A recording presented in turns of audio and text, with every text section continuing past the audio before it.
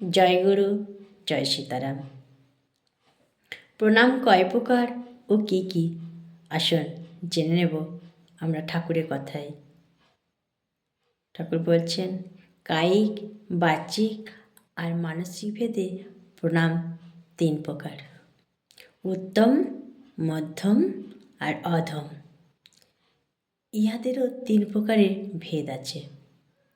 সর্বাপেক্ষা সাষ্টাঙ্গ প্রণাম প্রশস্ত, কারণ ইহা দেবতাগণের প্রীতিদায়ক। কর, চরণ, জানু, উরু, মস্তক, চক্ষু, বচন এবং মন এই অষ্টাঙ্গ দ্বারা ভূলুণ্ঠিত হইয়া প্রণামকে সাষ্টাঙ্গ প্রণাম বলে। করদ্বয়, পদদ্বয় ও মস্তক দ্বারা নমস্কারকে পঞ্চাঙ্গ নমস্কার বলে। ইহা হল মধ্যম।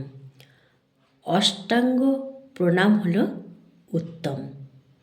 তাহলে আমরা জানলাম তো প্রণাম কীভাবে করতে হয়।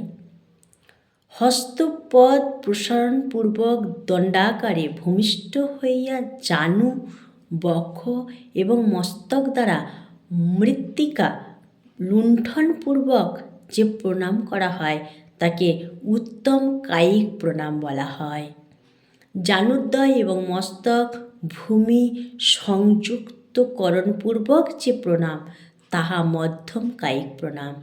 আর জোর হস্ত করিয়া মস্তকে দেওয়া যে অধম কায়িক প্রণাম সেটা হলো অধম প্রণাম।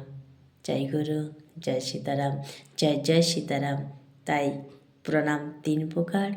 এই 3 প্রকার এইভাবে প্রণাম করা আমাদের উচিত এবং কর্তব্য।